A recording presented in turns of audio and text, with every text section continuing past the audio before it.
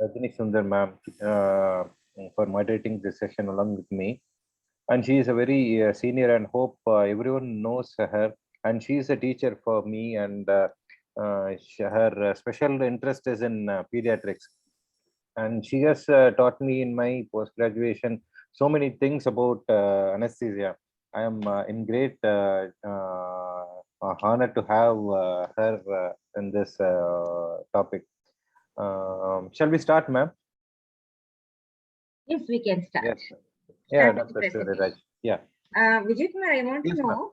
Yes, ma'am. Whether you are also going to be questioning or. Yes, ma'am. We can have. Share, right? Yeah. Yes, ma'am. Yeah, yes, ma'am. Sure. Yes, ma'am. Okay. Yes, ma'am. Good evening, ma'am. This is a 4-month-old female baby, resident of Coimbatore, informed his mother, presented with defect in upper lip since birth.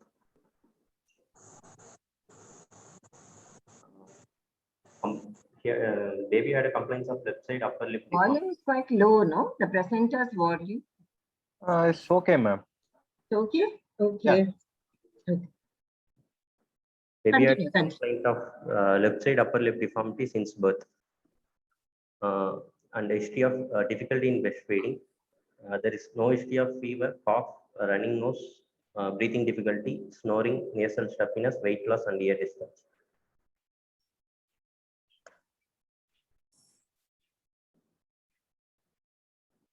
In maternal history, there is a non-consanguineous marriage. The maternal age of 26.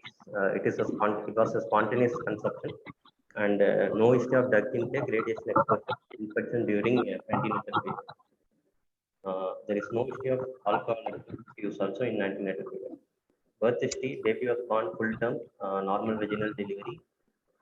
Birth weight of 2.8 kgs, tried immediately after birth, and no NICU admission after delivery. Baby was immunized till death.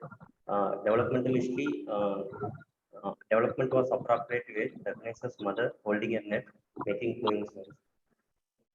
In feeding history, there is no history of apnea during feed. Baby was breastfed in small, frequent feed, and sometimes with collared feeds with express breast milk also. There is no history of. There is a history of recurrent respiratory tract infection in baby, which was not present during examination during history taking, and no history of previous surgery or anesthesia exposure. In family history, there is no history of similar complaints in any other family members. This was only child to her mother, and no history of other congenital disorders. Summary: the 4-month-old female will presented with left upper lip deformity since birth, with history of difficulty in feeding, and past history of recurrent respiratory tract infection came for lip with her. In general examination, baby is alert, active, playful, height of 62 centimeters and weight of 6 kgs, with circumference of 41 centimeters. Hydration status was fair. Baby was afebrile. There is no icter, no icterus, no pallor, no sinuses, no clubbing, and no lymphadenopathy, no pedal edema. Vitals: heart rate was 120 per minute, regular good volume. There is no radial and radiofemoral delay. Baby BP was around 90/50 right arm supine position. Respiratory rate around 32 per minute. Saturation showed 99%. In NET2 examination, left lip is seen in left upper side, upper lip of left side. There is no association with pallor.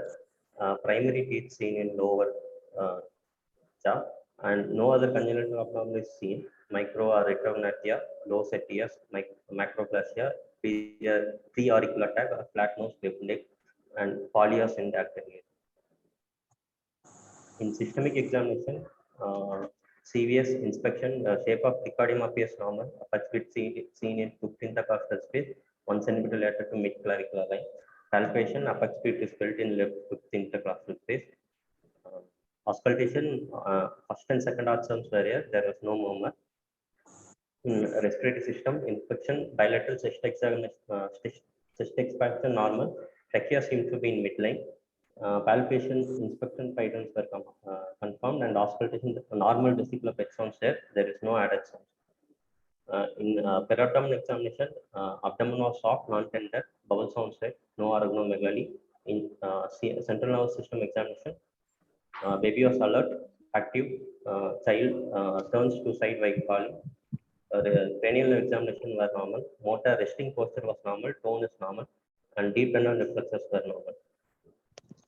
Summary of history: 4-month-old female baby with weight of 6 kg presented with complaints of cleft upper lip in left side and history of feeding difficulty, and past history of recurrent respiratory tract infection with no other congenital anomalies, with normal systemic examination, came for cleft repair.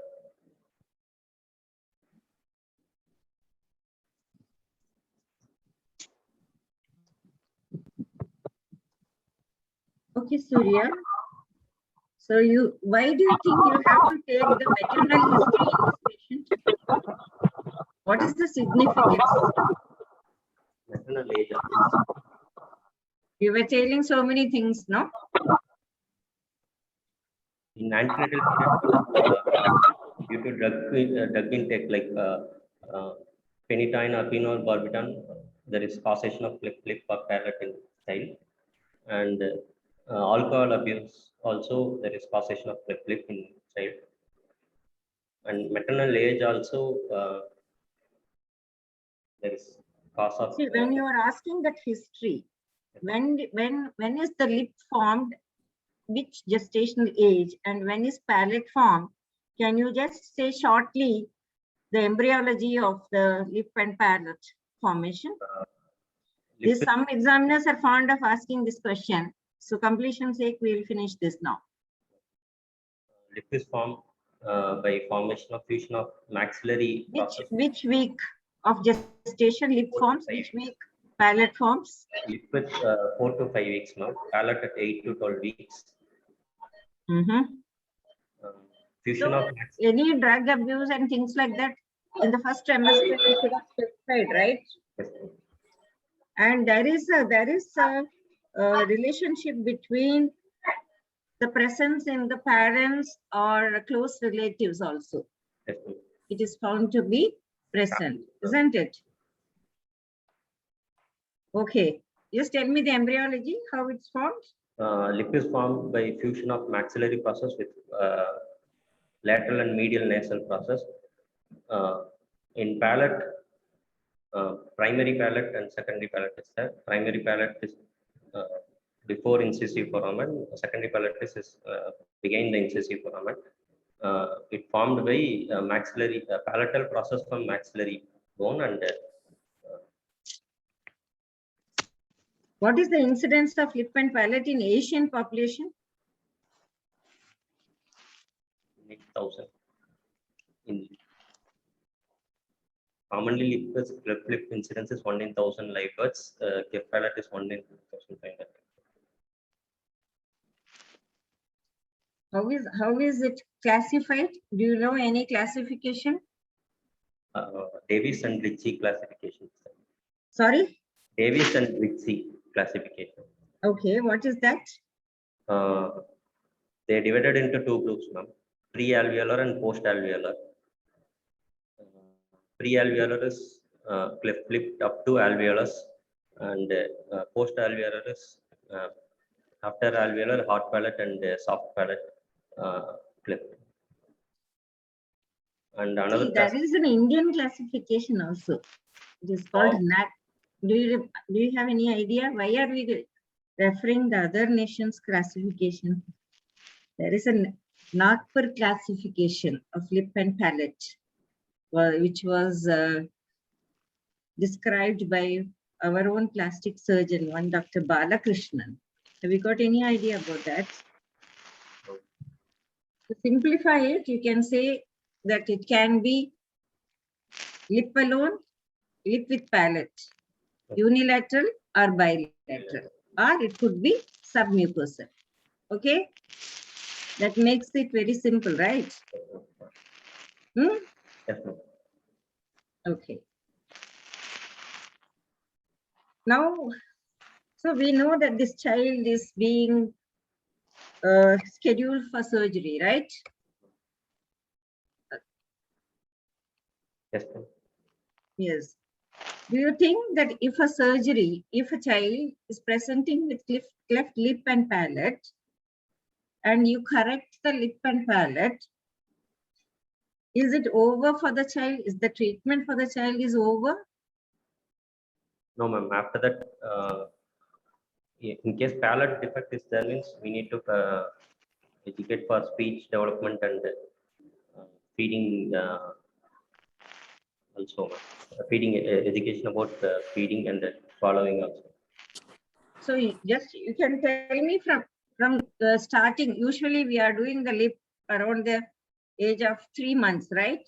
Yes, ma'am. So start from the age of 3 months and keep describing the procedures that a child may require, or start from the birth and till the adulthood. What are the procedures a child with lip and palate is likely to have?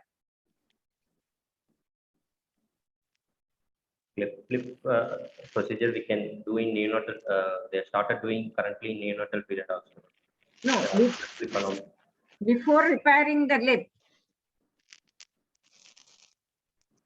can a child need anything?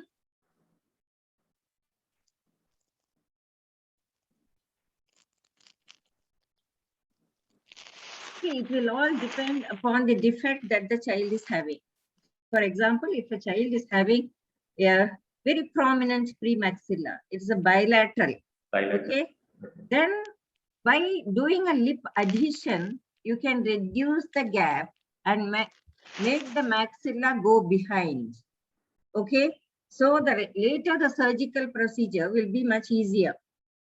So Okay. from birth itself, the child needs a multidisciplinary planning, okay? And then only, and from then onwards, there could be need for anesthesia, okay? Or the child can need some orthodontia procedures. The child may need an obturator if the gap is very big, okay? All these things the child is required. Child may be requiring a surgery or anesthesia, okay? So it could be till the adulthood, this child is going to require medical facility. So we have to make sure that all the stages, are being looked after well for this child. Okay. So it is a commitment for a child, with the child as far as we are concerned. You understand? And in the maternal history, did you tell about whether the mother was having folic acid before conception? Mother was taking folic acid. Yes. So this is what all the doctors should be advising the ladies of childbearing age. So many congenital anomalies can be prevented if the Folic acid was given pre-conception. folic acid is given to the married or starting from the premarital stage. Okay. So it is our duty towards the society, to make these congenital anomalies less. Okay. Then, now let us say this child. See, we will be covering both lip and palate. Okay. Though your case tells us about, your case is only lip, we'll be covering the palate also. Okay. Is that all right, Vijay Kumar? Yes, ma'am. Yes, ma'am. So, I always ask this question, the small children are not going to have hypertension, diabetes, coronary artery disease. Okay.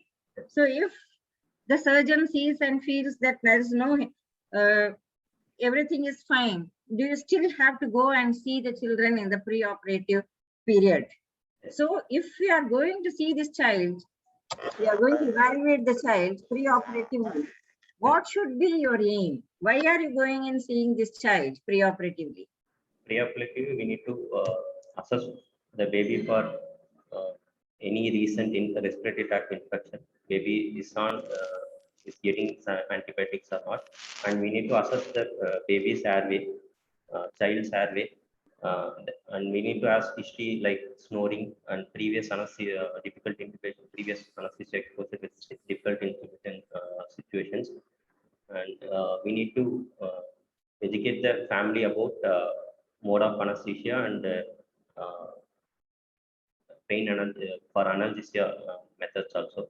And we need to get consent, and we need to give fasting guidelines to the mother. First and foremost, one congenital anomaly may be associated with other congenital anomalies, isn't it?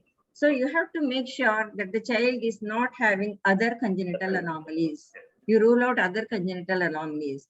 How will you do that? Normal general examination from head to toe, and we need to see for any congenital anomaly signs, and we need to auscultate for any congenital heart disease. History of birth, see, congenital anomalies, most often we are worried about cardiac, isn't it? How will the child present? Failure to thrive or failure to feed well, isn't it? The history of not, again, the defect itself may be responsible for child not being able to suck. But if the child is getting tired after sucking, you have to further evaluate the cause. So every child, and then every child who comes for a congenital defect correction, you have to make sure that they are having a echocardiogram done to rule out the congenital anomalies. Okay, that is the norm. So your aim for pre-operative checkup is one, to rule out other congenital anomalies. Second, about the birth history, how the child is thriving, the nutritional status, presence of any respiratory tract infection, whether the child is immunized, for the age. And then bigger children means to develop a rapport. If not, with the child is very small, rapport with the parents is as important. You get me? Yes. And then the feeding guidelines. So please tell me, this is only a 4-month-old child, isn't it? So how are you going to talk to the mother about the feeding in this child? Feeding preoperative fasting guidelines. Yeah, you tell me about this child now. Yes, ma'am. Mother can breastfeed 4 hours before surgery. Breast milk can be given 4 hours before surgery also. And, what is the recent guidelines on the breastfeeding? Is it 4 hours still? yes. Okay, some people gave only for 3 hours, 3 to 4 hours prior to the procedure, child has to be fed.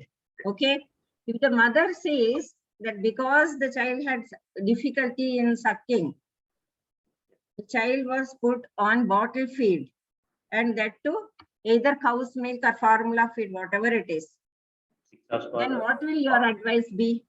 6 hours for formula feed and cow's milk. Yes. So only for breast milk you can allow 3 to 4 hours till 3 to 4 hours prior to surgery. For formula feeds and for the cow's milk, you have to go for 6 hours. Okay. And 2 hours Fine. of clear fluids. I'm sorry? 2 hours before surgery also baby can given clear fluids. Yes, but now none of the obstetricians are allowing clear fluids. Water, the water is not being allowed when the child is breastfed. It is started little late only nowadays. Most of the kids will be only on breast milk. They won't have even been started on water. No, that is the scenario that we come across now. Okay. Okay. So preoperative evaluation. Before the child is posted, what are the investigations the child would have had?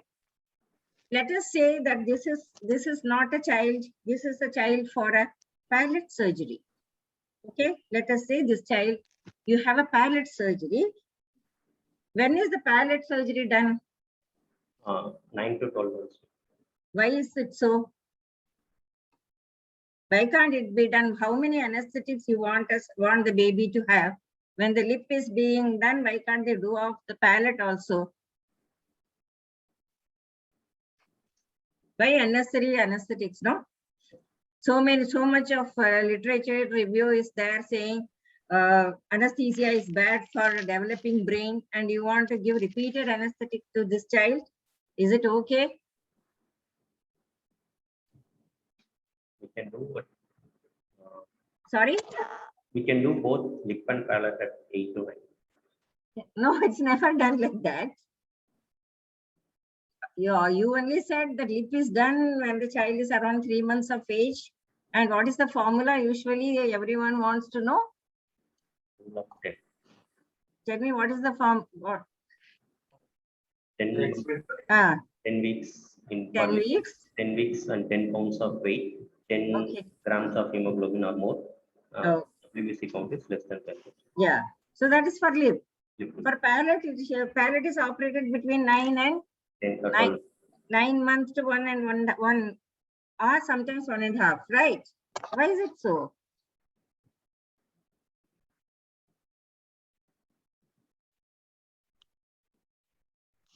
See, the younger the child is, more problem the child will face with an anesthetic, isn't it? So complication rate of anesthesia is maximum when the child is very small. So you try and avoid, isn't it? But you still want to do the lip so that now if there is a difficulty in feeding because of the lip, it's going to help. Two, the lip is the one which is seen outside.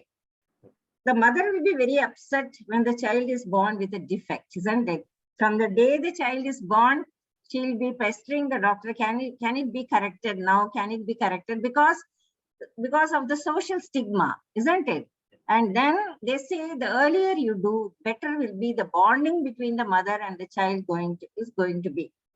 But still we are avoiding it before the age of 3 months because we want to lower the smaller the child, more difficult the anesthesia management is, isn't it? And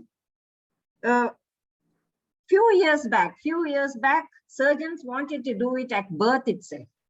Then they found that there were a lot of complications, mainly because of apnea of the newborn, which the children develop after anesthesia if the gestational age is not completed. That is the reason that we are always doing it at the age of 3 months. Then lip surgery is simpler than the palate surgery. The palate surgery is more complicated, and it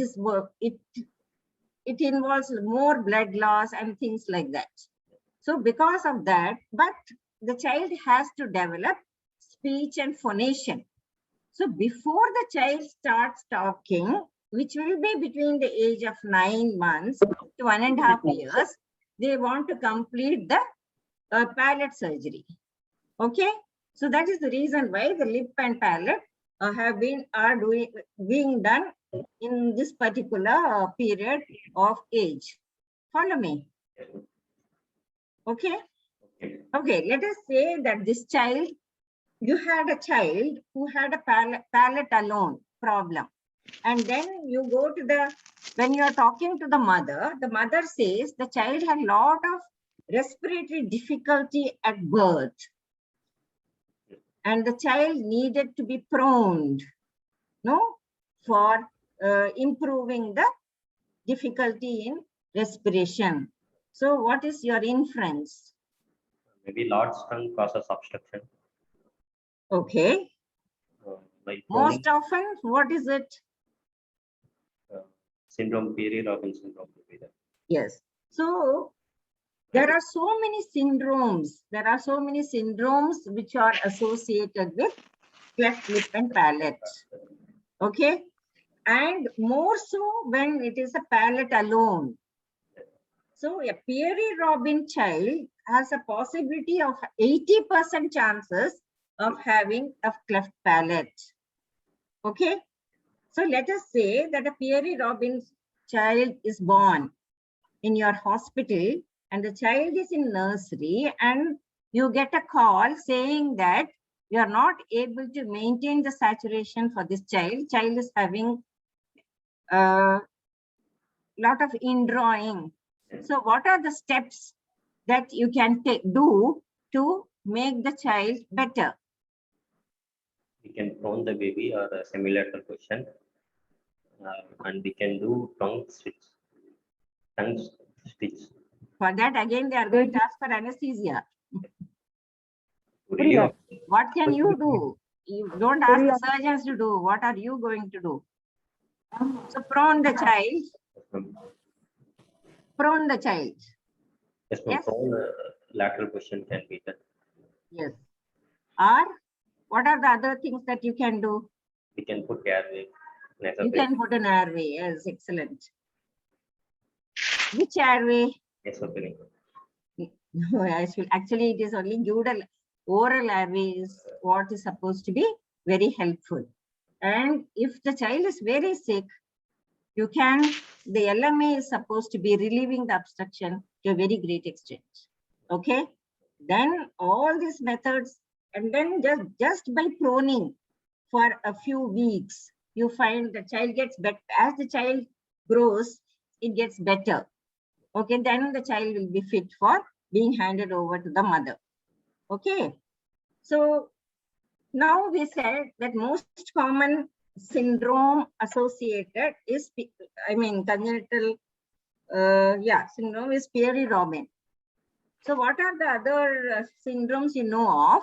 And is Peary-Robin, there is two terminologies. It says Peary-Robin sequence and Peary-Robin syndrome. Sequence is small mandible retrognathia with the large tongue causes cleft palate. That is sequence. What we are talking about is sequence means there is a one lesion which leads to a number of events. Okay. And then syndrome means one particular event is definitely associated with particular disease. For example, I think it is trisomy 18, which is always associated with, is called, I think, Edwards syndrome. Okay. But here, because of one fact, that leads to too many things. Probably the small jaw. So because there was a small jaw, there was not adequate space for the tongue. So tongue went and occupied a place in the upper jaw. So the fusion got delayed, fusion got arrested. So it resulted in a palate. So that is called sequence. So there is a difference between Peary-Robin sequence and any syndrome. So this is usually, we call it a Peary-Robin sequence. So what are the other syndromes you know of? Treacher-Collins. Treacher-Collins. What's the difference between Treacher-Collins and this? Treacher-Collins have hypoplasia of maxilla. Okay. Okay. Hemifacial microosmium. Sorry? Hemifacial microosmium. Yes. And there may be ear deformities also. Okay. And one more syndrome, can you name? Down syndrome. Down syndrome. Okay. So what?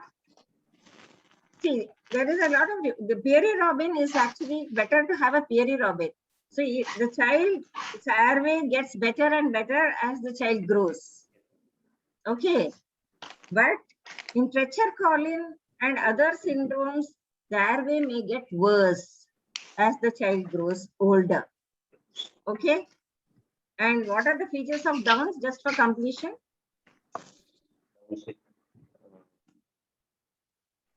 Patient will have webbed neck and Atlantoaxial. Sorry? Downs baby will have webbed neck. No, that is a different. Okay, that is, tell me. Atlantoaxial joint subluxation. Yes. Subluxation is the most, and it will be associated with the congenital heart disease, AV canal deformities, single palmar arch, widely placed canthus, isn't it? Epicanthus. These are the features of Down syndrome. And in Down's babies, I think only 15% chance of association with Palette is there, thankfully. And then, but Peary Robin, it is 80% association. Treacher Collin is around 30, 25 to 30. Okay. So, see, if you are having a center operating with lip and palate, you'll find that 8 to 12% of your children will be having some kind of congenital cardiac anomalies. Okay. Okay. So we are in the pre-operative assessment phase. Okay. Okay. So these are the reasons why you want to go and see the child. So what are the lab investigations usually done, and what are the significance of each of them? Complete blood count, hemoglobin, PCV, and WBC count to rule out any infection. Bleeding time, clotting time to see any coagulation abnormalities. In case of blood palate repair, also we do blood glucose taking and echocardiogram to rule out congenital anomalies. If it was not already done, it probably can be done. Okay. So I said, yeah, I wanted the significance of each lab test, right? So, hemoglobin more than 10 is needed for surgery. Why do you want to have hemoglobin done? In case of physiological anemia, up to 3 months of age is possible. Yeah, So we that's need to one start. reason. And the second reason is?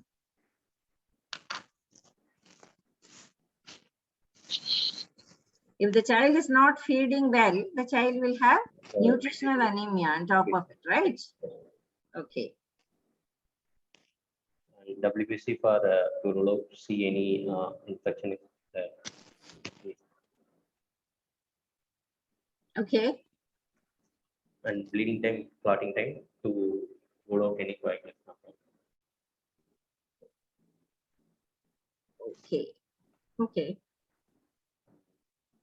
So everything is fine. So how do you prepare the theater? What is your plan?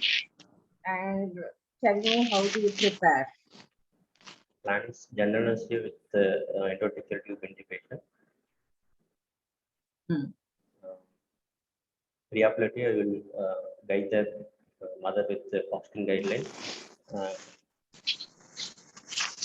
In case of only lip means blood grouping is not done.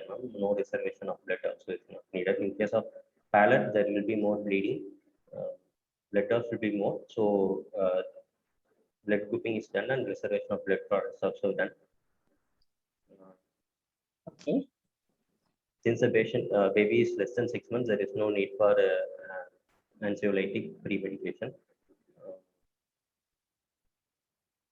I will prepare OT with, I will connect Jackson Rees modification breathing circuit. Why do you want to do it? Why can't you continue with the closed circuit only?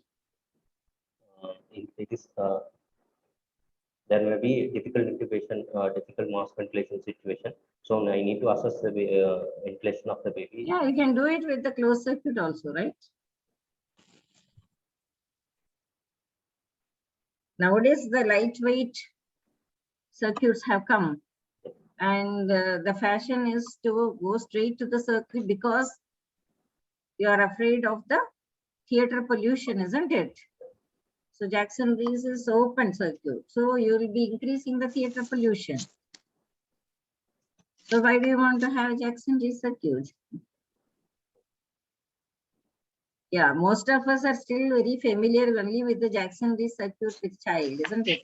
So most of us have a tendency to start induction with Jackson Rees, and then once the child is intubated, we change over to the closed circuit. So if you are used to that, you can do that. Otherwise, you can straight away start with the closed circuit. Okay? I will make. Are you with me, Surya? Okay, you have spoken only about the circuit. You have not spoken about so many other equipments you have to get ready with, right? I'll keep straight blade size on my blade laryngoscope. Sorry? I'll keep straight blade laryngoscope now. Okay. And ET tubes 3.5 size. RAE tube, ring radiator LV tube, I'll keep it. And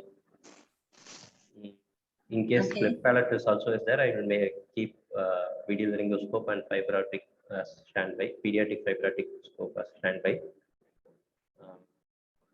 And I will make emergency drugs atropine and epidin available diluted. I will keep induction agents, fentanyl, thiopentone, and relaxant tracurium ready. And I will check the machine before shifting the baby into OT. I'll keep inhalation agent sevoflurane attached with the anesthesia machine, and monitors like ECG, SpO2, temperature, skin temperature, NIBP of appropriate size BP cup. I will keep these things ready in OT. And when the patient comes to pre-op room, I will take the baby with me. And in case IV fluids have we kept ready? IV fluid maintenance for 1% dextrose, I will add dextrose in ringle lactate. I will keep as 1%. That is only for newborn.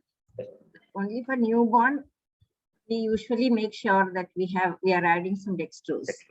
So this is a 4-month-old baby, so it's okay to have crystalloids. The crystalloid of choice is ringer lactate, isn't it? But if you have any doubt, you can always give 1 to 2% of dextrose as well. Okay. Why aren't we giving dextrose? There is the risk of hypoglycemia in these babies for prolonged fasting because of no fat and protein storage. In the presence of hyperglycemia, if the child suffers any hypoxia of the brain, it gets exaggerated. Okay, so that's it. So if this child was a newborn child who was taken up for cleft lip because of the parents' request, then probably we have to start dextrose. What are the indications of having dextrose solution to be started in the OT for children? Is most of the time it is newborn. If a newborn has been on 10% dextrose in the nursery and being shifted for surgery, and then if there's a known hypoglycemia, these are the indications when you definitely want the child to have dextrose. See, for the maintenance, we need dextrose. For the replacement, we need crystalloid solutions. Since all the time in a small child, we can't have 2 drips running, we usually just give crystalloid solution, and we prefer lactated ringer over normal saline. Okay? Is that okay? Hello? Yes, ma'am. So how do you give it? Do you use a burette set or? Yes, I'll use a pediatric burette set, 100 ml. Initially, I filled with 100 ml. Okay. In case baby comes with IV line, I will start with IV induction, intravenous induction method. Baby is not coming with IV line, I will start with inhalation induction with sevoflurane of 8%. When the baby is under, I will secure IV line of 24 gauge, and I will give fentanyl of 2 mics per kg, and I will assess for bag mass ventilation whether I can able to ventilate. I will give thiopentone of 4 to 5 mg per kg and assess the child is already induced with sevoflurane. Why do you want to give thio again? Yes, ma'am. And assess the baby for able to whether I can able to ventilate with bag mask ventilation, and after that I will give muscle relaxation with What muscle relaxant? What is the dose? atracurium of 0.5 mg per kg. Okay. After reoxygenation, I'll use one size Miller plate, straight plate. I'll do laryngoscopy. In case cleft palate is also is there, and this laryngoscopy will damage the cleft palate site, so I will pack with saline soap gauze before doing laryngoscopy. No, it is the blade will have a tendency to slip into the groove, so that you won't be able to do a proper scopy. So that's the reason why you may require a folded gauze or something to pack the gap before you did the laryngoscopy. Okay. Then what is the position for intubation in, this is a 4-month-old child. So see, now this lip and palate child. So what are your anesthetic concerns? Concerns pediatric age group. Yes. And there may be situation for difficult laryngoscopy and difficult intubation. And this is a pediatric age group, maybe a difficult airway, and then the airway has to be shared with the surgeons. So see, whenever a question is asked, you have to know that why this question is being asked. So what are the points we have to cover, isn't it? So you have to remember that this is a pediatric age group. So what are the differences in the between the pediatric airway and an adult airway, which you have to remember when you are intubating? Tongue size will be larger. Palate will non-occupied. What will be the position for intubation of this child? How will you position for intubating this child? How are you positioning an adult? How are you going to position this child? I'll use shoulder roll before laryngoscopy. Yeah, this is because the occiput is big, the head is big. To get it aligned, you need a small, you may need a small roll. Okay? Okay. And the head can be placed in the ring so that doesn't move too much. Okay? Then you have not told me about how you are going to select the size of the endotracheal tube. Size? Below the age of the newborn child, how do you select the size of the endotracheal tube? And whether you will choose cuffed or a plain tube. Whatever you choose, the reason for it. Uncuffed tube. Why do you want to use an uncuffed tube? Because larynx is funnel shape and it is circular, so uncuffed tube will be okay. There is available as microcuff ET tube also is available for pediatric age group. In case newborn, I will select. Why people are changing from the uncuffed to cuffed tubes nowadays? What are the reasons? Can you enumerate a few reasons why cuffed tube is being used more and more now? Pollution. And what are the only situations when we still want to have plain?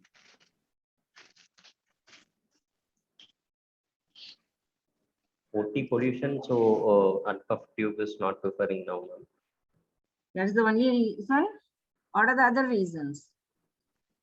Aspiration risk is also in case of airway surgery. No, that is the last point.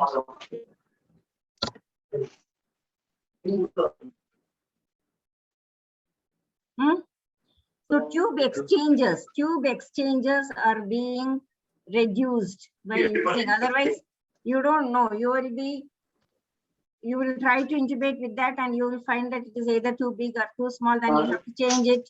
Yes, so here you go with one size small, and usually you are fine. Yes. Second, you said there is a chance of leak and theater pollution. Yes. Third point is here, EtCO2 tracing is more reliable when there is no leak, and no, your tracing will be good. Yes. So these are the reasons.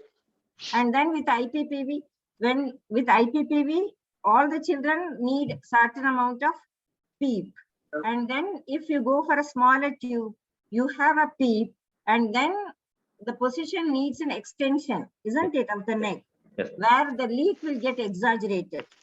Okay, so to minimize these problems, we prefer going for micro cuff tubes Micro for cuff. babies now. So only indications where definitely we are not going for cuff tube is newborn babies less than 3 kgs of weight in the neonatal nursery.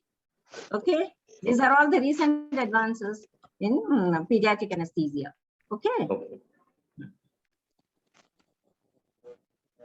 Size of PT tube less than 1 year is 3.5. Internal diameter 3.5 mm of internal diameter PT tube. I will choose. So why have you chosen that ray tube? What is ray? What do you It's understand by the preformed. term ray? Ring adhere Elvin tube. Yeah, it was Preformed that was South done. pole. They were the people who designed the tube. Okay. Okay, the name of the people who were responsible for bringing out this tube. So what are the advantages and disadvantages of ray tube? Advantages is like non-kinkable and south facing tubes doesn't interfere during surgery with surgeon, and disadvantages like suctioning is not possible, and No, in it's case not possible. No, it suction is will be possible. difficult. It is difficult Difficult because there is an acute curvature. curvature. You may find it difficult to negotiate the suction catheter through the bend. Yes, ma'am. Okay.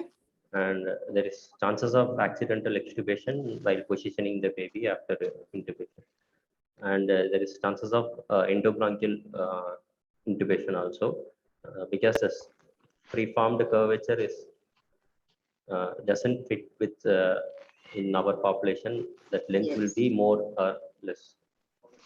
Yes, that is Western standards. No, it is all designed for Western standards. So we quite often find that it's too long, Yes, ma'am. and then we try to pull it out a bit, and then the very purpose, no, of having a preformed tube is Preformed. defeated if a portion of the tube is jetting out and is interfering with the vision of the Sir. surgeon. Yes, ma'am. So what are the alternatives available? Alternatives, we can use pediatric size Sorry? You can use? flexometallic pediatric size. Yeah, that is called reinforced tubes. You can go for reinforced tubes. So other point which you didn't come out with is the ray tube may be a little difficult to intubate also. And then reinforced tube also, quite often you may require a stellate for introducing. Okay. Okay, that is about the tube. And then how is your maintenance going to be? Maintenance What is with your analgesia?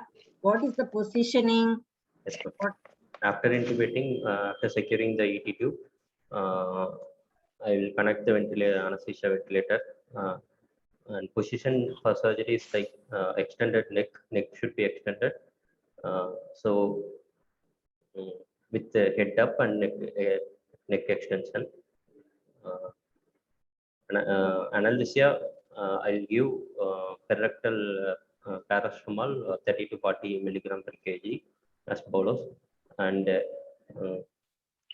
maintenance with inhalation anesthesia with sevoflurane. Okay.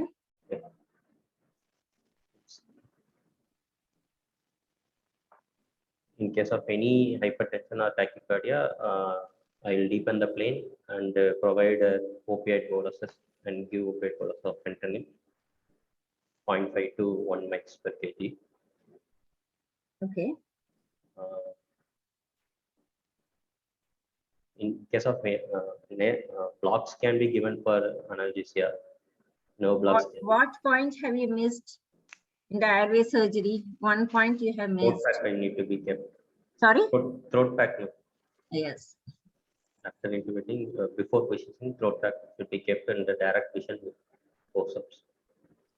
And just I want to bring out a point between the lip and palate, the difference between the lip and palate. Okay, good. Most of the surgeons prefer packing the throat if it's a lip surgery. For palate, it is not quite often. Surgeons are not packing. The reason being, when you see the positioning of the children, you don't require as much extension as we require for the palate. With the amount of extension, because for them to have a very good vision of the palate, it has to be very nicely extended. So what happens, even if there is a ooze, it will pool into the posterior part of the pharynx, and it will not be aspirated because it is in a different angle. So it is not mandatory for packing, and the pack may come under the surgeon's vision when they are suturing when they are repairing the palate. So when every surgeon is keen on having a pack for lip, it is not mandatory for palate, but it differ. The surgeons differ on this. Okay. So you can proceed now. So how much of fluid you want to give? Fluid, maintenance fluid with Alidesic or Fongal, 4 ml per kg, up to 10 kgs. Like this baby is around 6 kg, so 24 ml, and I'll calculate maintenance for NPO hours. How many hours baby was kept in NPO? If it is 4 hours, means 4 into 24, around 92 ml. I'll give 50% in first hour of surgery, and maintenance and ongoing loss I'll calculate and give a accurate on ongoing loss also.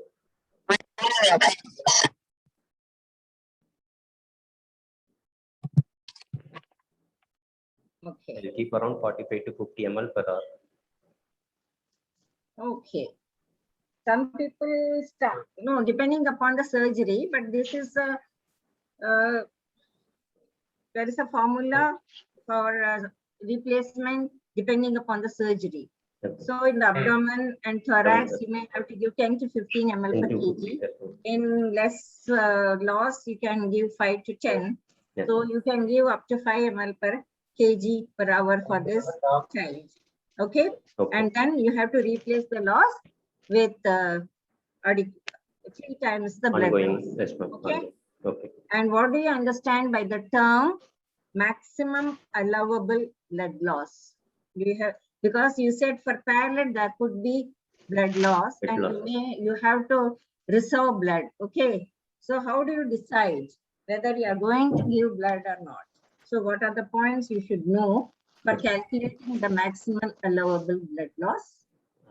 Average blood volume in children we need to know, and we need to calculate estimated blood volume. In preterm, it is 100 to 110 ml per kg. In full term, talking about this. Okay. Average blood volume in babies. In full term, it is around 85 to 90 ml per kg. In infants, it's 75 to 80 ml per kg. And estimated blood volume for this baby is 6 kgs. 80 into 6, I will calculate. 480 ml. Estimated blood volume is 480 ml for this baby. In maximum allowable blood loss, the formula is like estimated blood volume. We need to find the initial hematocrit PCV with blood investigation, and allowable hematocrit is like initial hematocrit minus 25. 25 is allowable hematocrit divided by initial hematocrit. So hemoglobin percentage is also important, right? Yes, ma'am. So you should know the hematocrit. Depending upon that, usually like adults, we allow about 10 to 20% of loss, yes, not more than that, in case the hemoglobin is okay for the child. Okay? Okay.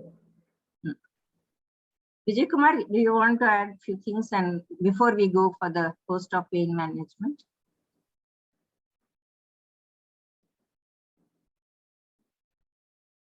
Hello?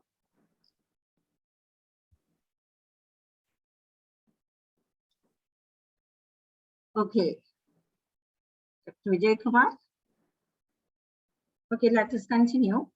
So, what are the problems that may happen during the procedure? During procedure, in case cleft palate, bleeding may be more, blood loss will be more, and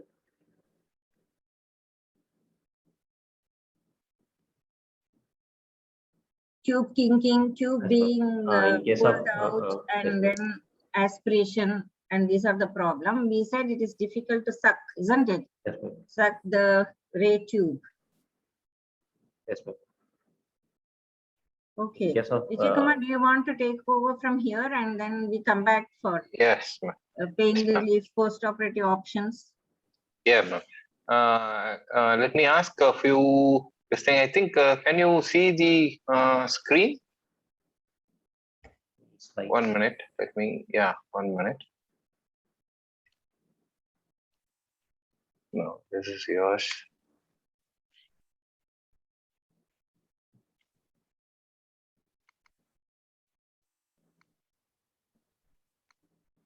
Yeah.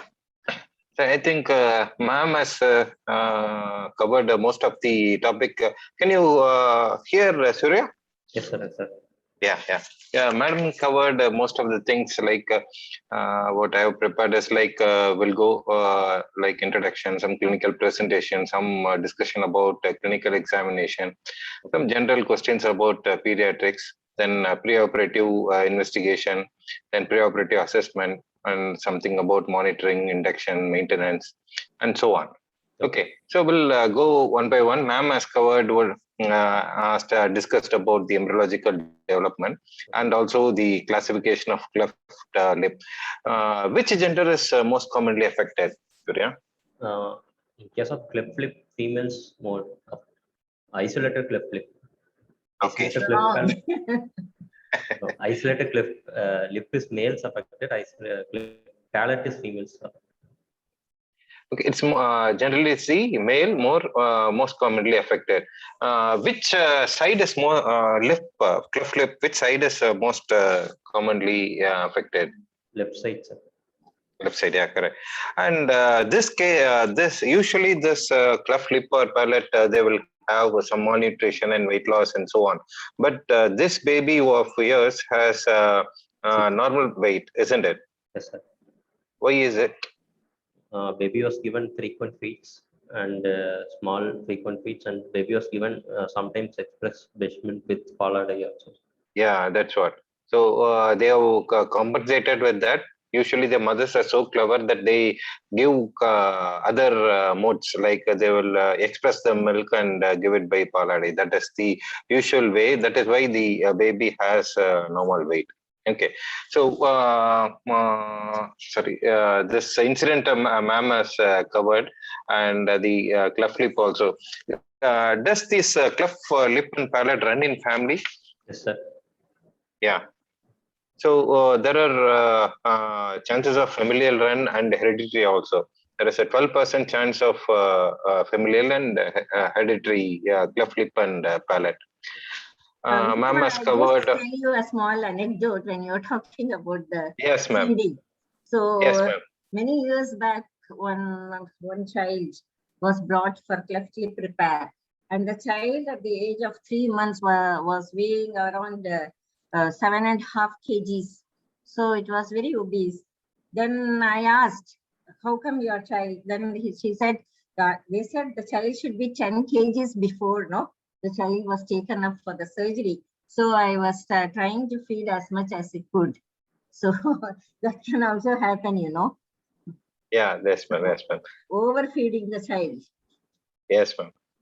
That's what usually occurs. Mothers are so clever. Well, not clever actually. They concern about their babies very much. Yeah. So this congenital syndrome, ma'am has covered. One thing, in which of these syndrome the intubation becomes easier when the child grows older? Ma'am has told actually. Can you remember that? Yeah. that is a sequence where the intubation becomes very easier when the child gets older. Then coming to what are the infections you would look for a child with a cleft lip or palate? I look One for is- respiratory tract infection Yeah, and Yeah. ear infection. ear infection and any purulent nasal discharge or so. So ma'am has told about what is the timing of surgery for cleft lip and the reason, and that rule of 10 also you have discussed. So when do you defer surgery in the preoperative? When you defer a surgery of a child because of URI, what are other criteria when you defer a Baby surgery? with URI presented with fever and purulent Yeah. discharge and Good. WBC count of more than 10,000, and Okay. baby with clinical signs on auscultation with visa. Yeah, correct. Okay. So it is basically divided into clinical and laboratory. Yes. Okay, laboratory is WBC count. Other whatever you have explained is the clinical examination. Okay. So ma'am was asking about what is an anatomical difference between adult and child, airway differences. Can you at least tell 5 or 6? Yes, sir. Larynx in epiglottis is large. It is easier, no? It is easier when you go from outside to inside. Yes. Okay, from tongue. So when you will never miss anything when you go in a sequence. Tongue is larger. Yeah. And Yeah. palate is non-ossified in pediatrics. And Okay. larynx, epiglottis. Pharynx. No. Pharynx is smaller. That is why the tongue, when it falls back, it usually gets obstructs the airway. Yeah. Epiglottis, it's large, floppy, omega shaped, Yeah, more good. separately placed. Yeah. Larynx level is in newborn, it is C2 to C3, and Yeah. in at 3 years of age, it comes around C4 to C6, C5. Yeah. Okay. And it is more anterior and separate. Yeah. Vocal cords are slanted anteriorly. Yeah. Ariepiglottic fold is thicker, and narrowest part is subglottic region. In adult, it is glottic region. Yeah, correct. That is why we select a size smaller actually, Yes, because sir. when you can see pass through through the when you see through the laryngoscope view, you know the when in the adults you know what size it passes through, but in pediatrics the sizes in the smaller size at the cricoid level. Yes, sir. Isn't it? So we never know. Okay, that's why we allow some leak or we'll go for a smaller tube. Okay, then this is anatomical difference. What are the physiological difference between adult and child? In physiological, ribs are horizontally placed. Good. There is no bucket handle motion. Yeah, good. Less compliant chest wall. Yeah, good. Yeah. FRC is yeah, low. it is highly compliant. Yeah, it is highly compliant. FRC is low. Yeah. And the closing capacity is higher. That is why they tend to have more of atelectasis. Yeah. And their oxygen consumption is 2 to 3 times that of more than the adults. Yes. Yeah. Yeah. That is why they tend to desaturate faster. Yes, sir. Yeah. Rapid desaturation. Okay. The ma'am has told about the investigations this thing, and in the what are the usual problems you expect or face during the preoperative or intraoperative or postoperative period in the pediatric patient? In preoperative, there may be infection, respiratory tract infection in baby, and nutritional. There may be failure to drive in case of feeding difficulty. And, we need to assess for other congenital anomalies. No. The problems you face as an anesthetist in the preoperative period, that is before induction, after induction in the postoperative period. So like I'll tell you, in the preoperative period before induction, the problem is getting an IV line. Yeah, good. So during induction, securing airway is a problem. Yeah. Post-operative period after extubation, immediately after extubation, the chances of laryngospasm or stridor is problematic in the pediatric patient, isn't it? So these are the things: preoperative, intraoperative, and postoperative. Okay. So what you would explain during the preoperative visit? That's what the feeding NPO guidelines ma'am was telling. Okay. Then what are the ways you can separate the child from the mother? That is a preoperative pre-op medications. So how what are the different ways? If you have an IV line, if you don't have an IV line, in case we can sedate the patient in preoperative room and we can take the baby. If we don't have IV line, we can show some toys and we can show some smaller vehicles for baby to get into that, and we can shift the baby into OT. Okay. Distraction strategies. Yeah. So if you have IV line, as you told, you can go for midazolam or ketamine. What is a midazolam dosage or ketamine dosage you use intravenous? Midazolam is 0.02 to 0.1 mg per kg. Okay. Ketamine 0.5 mg per kg. Okay. So just need to sedate the baby and take to OT. Okay. So if the some babies are so playful that they come to strangers, so you can carry and go to the theater and can do inhalation or induction. If not, you can give IM ketamine. That's what I think most of the anesthetists do if they don't have an IV line, or you can have oral midazolam or triclofos. But this oral medication, maybe I am not very fond. Most of the child starts crying. Even they are comfortable in the lap of mother, but once you take, they start crying. Okay. What is EMLA and what are the ingredients and waiting period and the dosage? EMLA is racemic mixture of two local anesthetic, 2% ibuprofen and 2% prilocaine. Okay. Waiting period is 5 to 10 minutes. No, it's 30 minutes and to 1 hour. That's a problem with EMLA. Okay, so waiting period is longer. Okay. The dosage is 1 gram for infants less than 5 kg and 2 grams for 5 to 10 kg. Okay, but EMLA is not recommended in the preterm infants. Okay, so what antiseptics you would use to prepare the skin while you put IV line?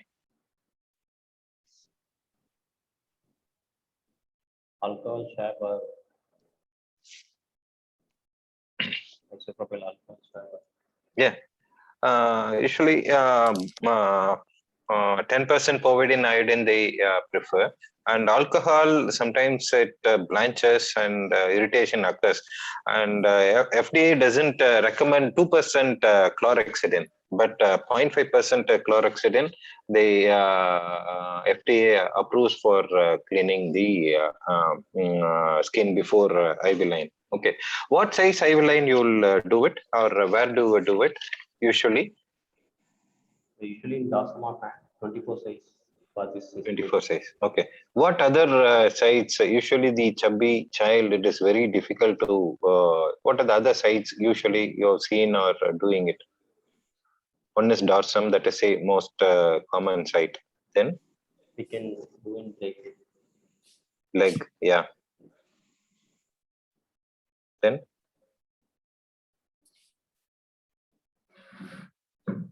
sometimes they try to get in the cubital area also. Okay. What are the measures? It is very difficult, no? That is IV line, getting an IV line in pediatrics is very difficult.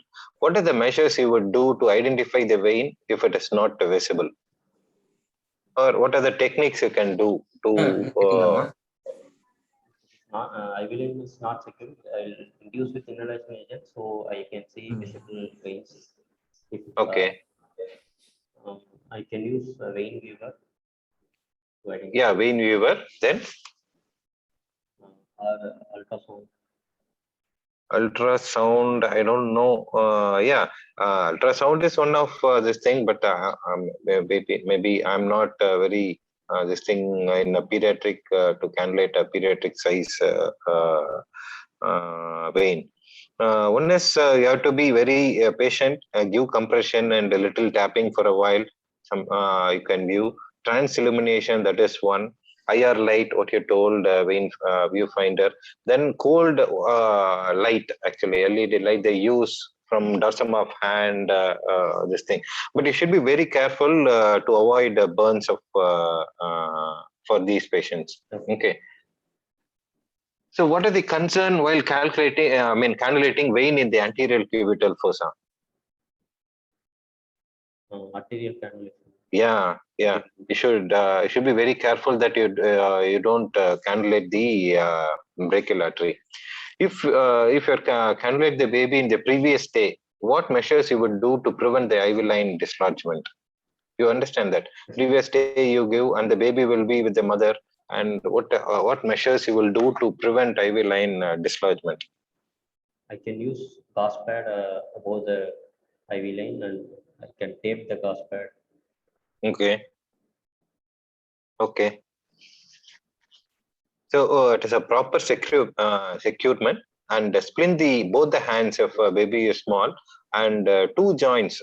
Okay, joints above and below should be secured. Otherwise, it can move and dislodge. A baby is very frightened, and they will try to take it out. And you should, of course, educate the mother about that. And she is the best person who can take care of the baby. Okay. Nowadays, So sprinting is not being allowed most of the time. Yeah, that is there, but But very difficult. We have to explain the reason why you are doing it, and then you can do it. Otherwise, Yes. not as a routine, you cannot practice. Yes, ma'am. In the sites, what are the emergency sites for cannulation if IV line is not there? I can use intraosseous route. Yeah, intraosseous route. And anterior tibia. Okay, intraosseous, what are the sites it can use? Proximal tibia, distal femur, and proximal humerus. Okay, it is only temporary access, and this intraosseous cannot be used more than 24 hours. Okay, what is DIVA, DIVA score?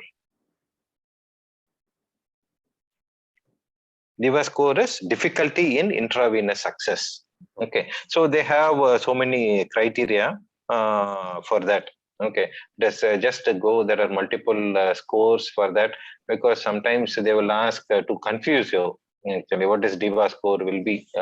It is nothing but it's a difficulty in intravenous access. Okay, what are the standard monitoring you will use in the pediatric patient usually? A pulse oximeter.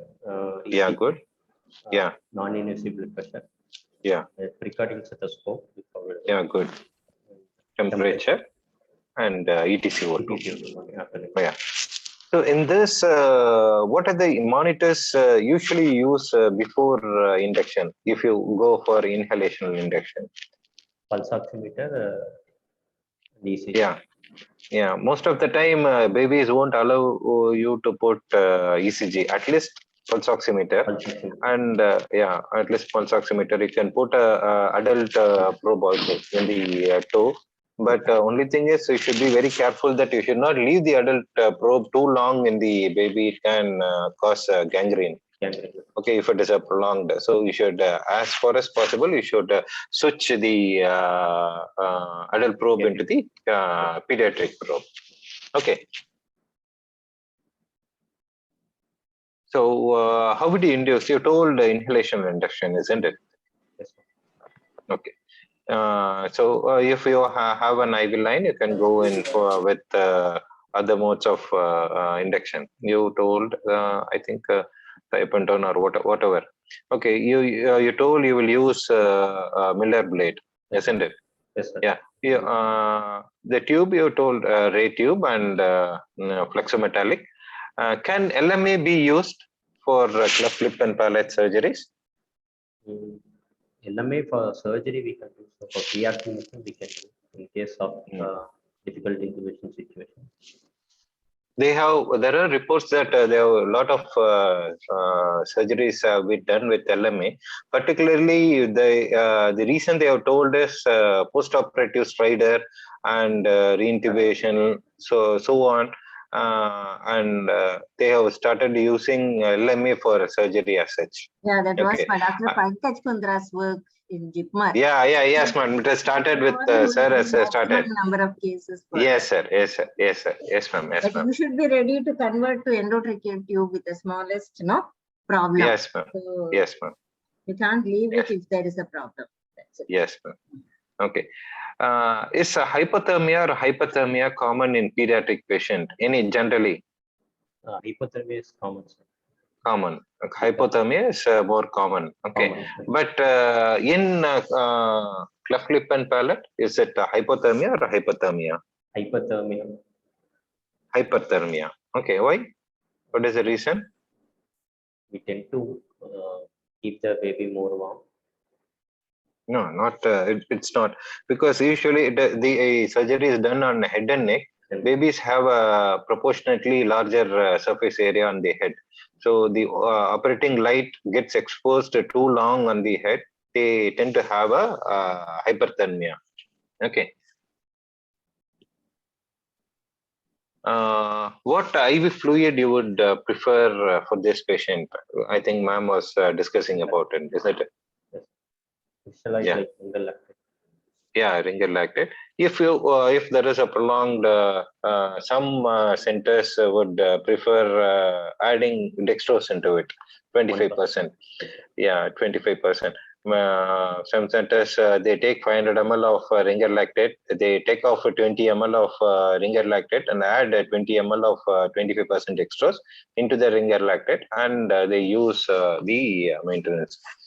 So the same thing. How would you induce a child? What is the problem you anticipate while mask ventilating these patients?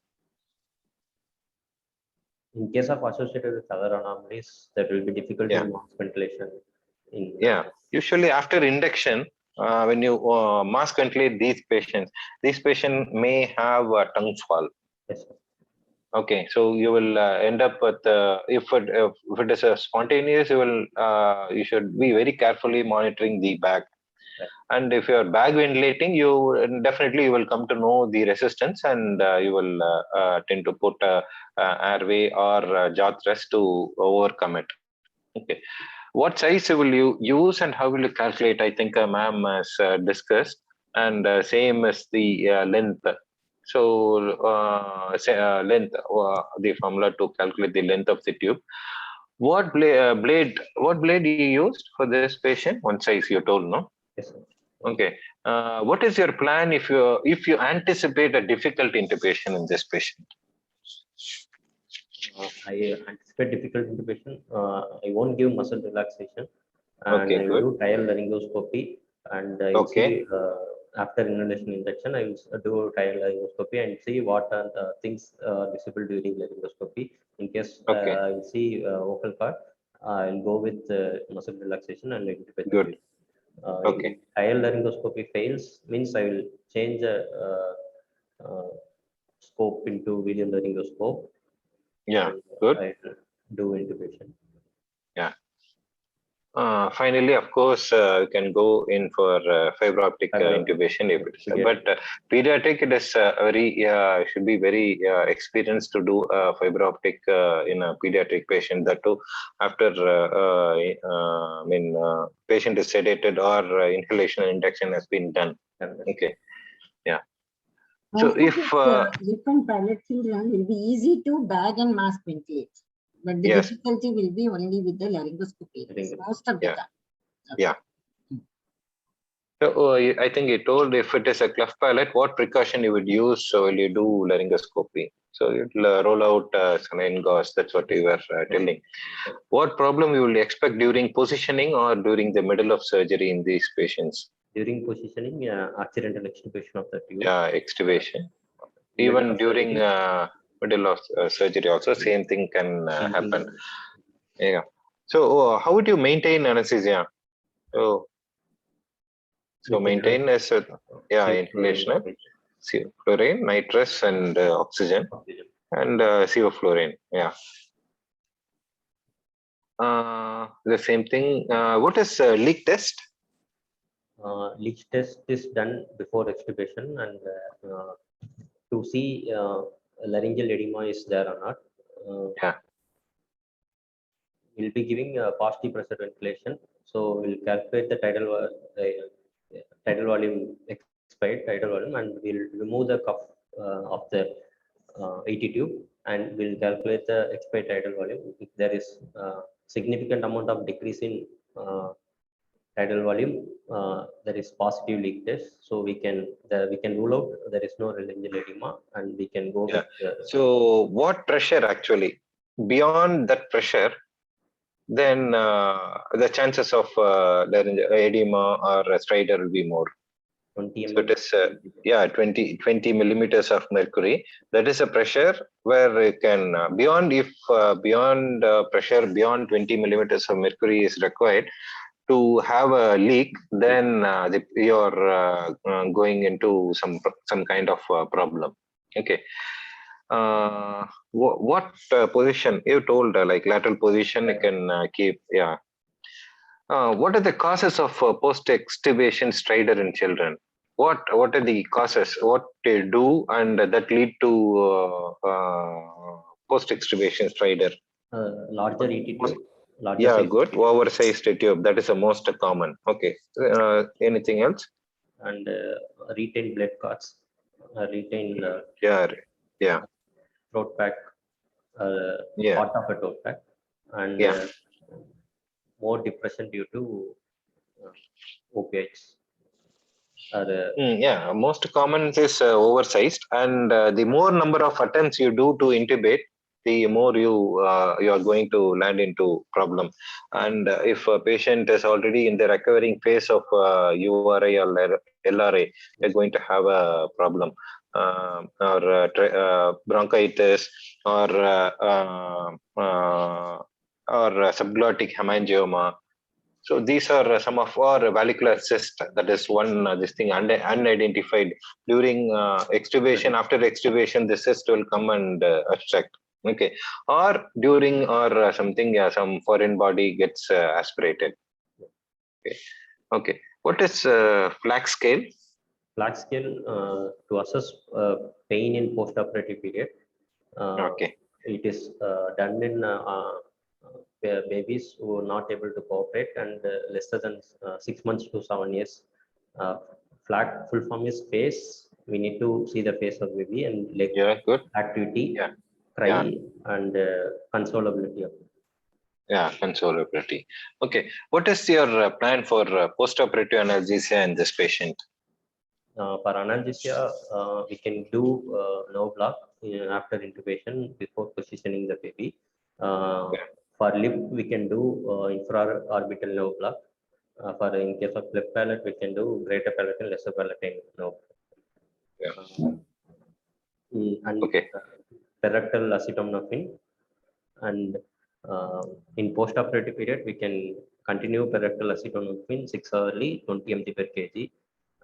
In case of breakthrough pain, we can give supplemental intermittent opioids, fentanyl. Okay. When do you start oral feeding after surgery? In case of lip, we can start after 3 years of surgery. Okay. Yeah. 2 hours after surgery. Only thing is after extubation. Okay. Only thing is the child should be alert, awake, and all reflexes should be present. And first, you should start feeding with the clear liquids. Okay. Most of the surgeons would like to start with spoon feeding so that the lip is not being damaged, no suture is not damaged. So they request the mothers to feed with spoon. to start. Yes, The first few feet. Yes, ma'am. And once it's Yes. taken up well, they will allow the sucking of the child. Okay. That's it, ma'am. Anything you want to I add? just want to just show a few slides. I'll try to put it on my screen and see whether, Yes, ma'am. I don't know how to get it actually.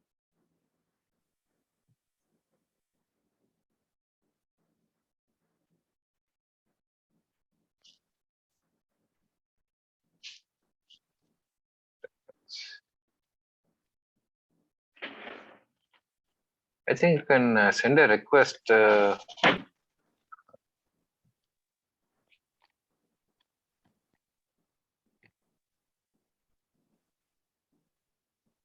Hello,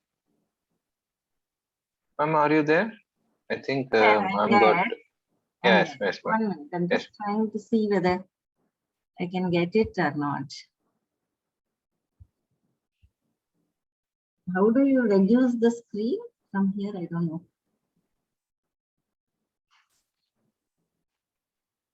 Shall I just send the thing and Just try, ma'am, now. Try, ma'am, now. Sharing.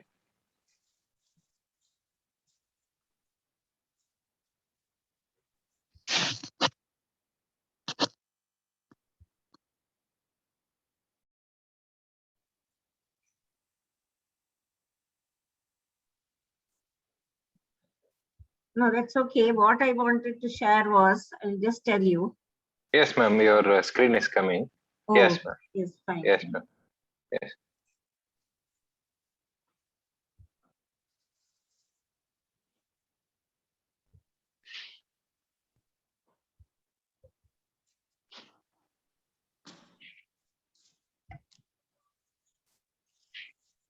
Just how you place the, no, this is infraorbital nerve block.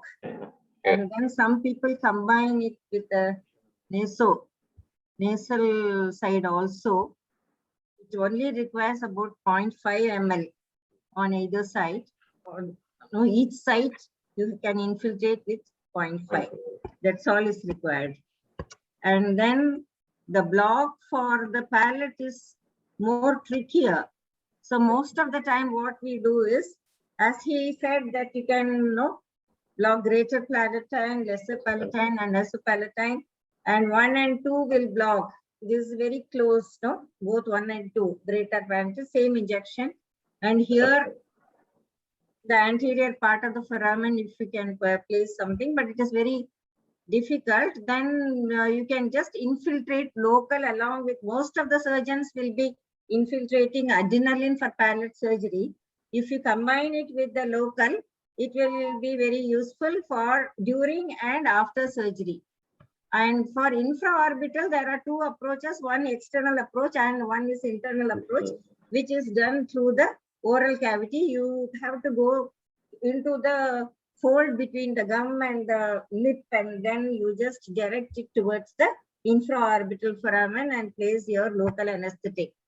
So other thing, the tubes, mostly we are using ray tube, and the presently we used cuff tube.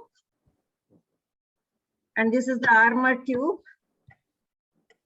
And there are more tubes which are available. These are all called this is just historical. These are all called preformed tubes. See, some time back we had this this tube which is called anatomic tube. This anatomic tube. And we have, when we were discussing about the problems with the ray, with one bend itself we are having so much of problem. And in this there are two bends. So it's becoming more troublesome.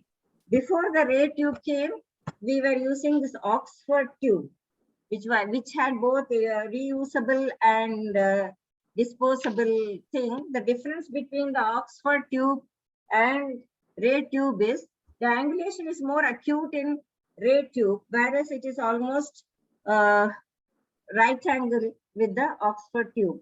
Oxford tubes is the tip is more tapered than what you find in ray tube. And this is the classification that I was mentioning. No. This is normal, unilateral, bilateral lip along with the palate, bilateral lip with the palate. And then this is the last one is the submucosal. Okay. Okay. And just one more practical point. When I said no, because the head is bigger, most often this is the position for intubation. So when we talk about the positioning of children for lip and palate surgery, we put a roll under the shoulder like this, isn't it? For surgical correction. So when we put a roll, what we find is in a smaller child, the child has a big head up. This chest is very much higher, isn't it? And there will be pooling of blood in the lower part of the body, especially legs. So now what is being practiced is, instead of the roll, the whole child's body is lifted on a pillow and the head alone is allowed to fall into the mattress, and with a donut placed, no, the leg and head lies in the donut or the ring, whichever your institution is having. So these are the few changes which we have adopted in lip and palate surgery. Okay. I think that's all I have for slides. Yes.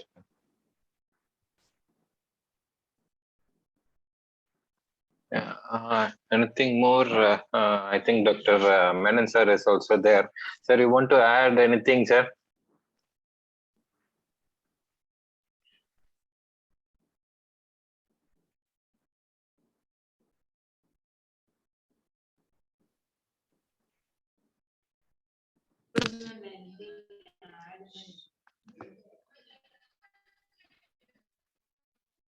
Sir, good evening, sir. Want to add anything? Yeah, it was. Thank you. It was very good, very informative. I have not anesthetized a child for cleft lip palate for a long time.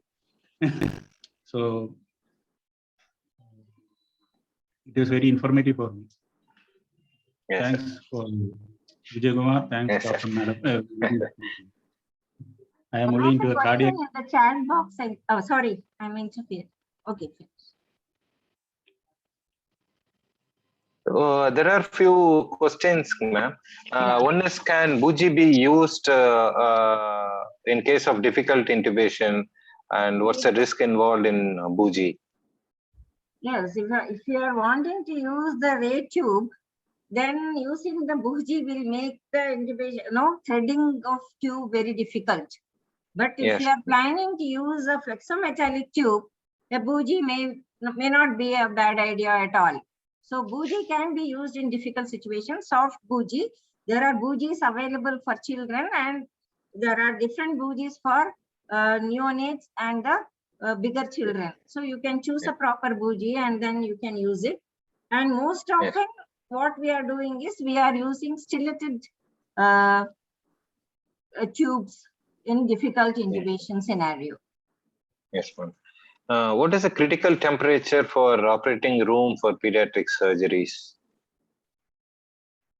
You warm the operating room, or you continue to use air condition and warm the baby? Is supposed to be 25-26 degrees supposed to be ideal. Yes, ma'am. That's what previously they used to switch off the air condition and this thing. Now, after the infection and so on, they continue the air conditioning. But only thing is they increase the temperature to 27, 28. Yes. And furthermore, they cover the baby and start active rewarming.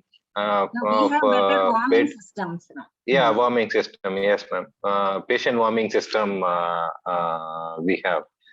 And unless babies doesn't lose temperature only, it is not only the surgical site. In general, hypothermia is more common and less than 6 years. Yes. Yes, ma'am. They have then about brown fat. Shivering mechanism is not well formed. So.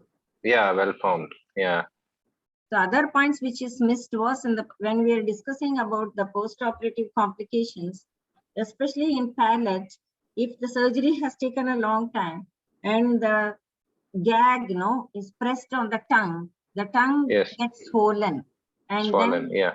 then there will be difficulty in the post-operative period. The child may have obstruction. So Yes. some centers make it a practice to inspect the tongue before they decide to extubate, because Yes. when already there is a difficulty there may be difficulty in intubation in these children. On top of it, if the tongue also is swollen, the vision will be very, very less. So you may be, not able to get an airway access at all. So before Yes. extubating, it is prudent that you inspect the tongue and only extubate if you find no edema of the tongue. If there is Yes. edema, it's better to leave the tube behind and then wait for the edema to subside and then extubate the child. So that's Yes. how it should be practiced. So it's a very, very, once bitten, you will be twice shy with this problem. So you will make Yes. it mandatory to inspect the tongue before you are extubating the children. Yes. And the other scenario is like what you discussed for bleeding tonsil. Same can happen with the bleeding palate, after surgery. So all the anesthetic considerations applicable for bleeding tonsil will have to be adopted for bleeding palate after surgery also. Okay, same airway concern, same things. Okay, so same scenario can be asked for bleeding palate after surgery. Okay. Yes. Yes. So anything more you want to discuss, you can ask. Yeah, the other thing And is the airway. See what will happen. The chances of airway obstruction is supposed to be higher with the palate surgery. Okay, because the child is used to breathing through a huge hole before surgery. Now suddenly the child's airway is being narrowed. On top of it, there could be some edema. So there could be lot of airway obstruction. So you can decide to have an nasopharyngeal airway electively in these patients. When you think there is edema is going to be more and it was a huge defect which was repaired, you can electively have a nasopharyngeal airway. That is one thing. And other thing is the tongue suturing. yeah, You tongue suturing. can take a suture through the tip of the tongue and fix it along with the lip, and then Yes. you can just pull on it to clear the airway. Okay. Yes. And once you are 100% sure about the patency of the airway, the suture can just be removed. So these are the few points which I think we missed during discussion. Yes. So it's a long and wonderful discussion. Thank you, ma'am, for this, spending almost 2 hours for this topic. Actually, it is a short case, but there are a lot to be discussed in the pediatric patient, actually. And ma'am is one of the best person to get taught with. And she has a lot of experience in pediatric patients. Thank you, ma'am, for spending time. And the next class will discuss about anesthesia for tetralogy of Fallot patient coming for cerebral abscess. So this topic is important both for practical as well as for theory aspect, because this is a more frequently asked theory question, and a lot of discussion will happen in the practical also in this topic. So next Tuesday 7 o'clock we'll meet and we'll discuss about anesthesia for tetralogy of Fallot patient coming with cerebral abscess. So anything more?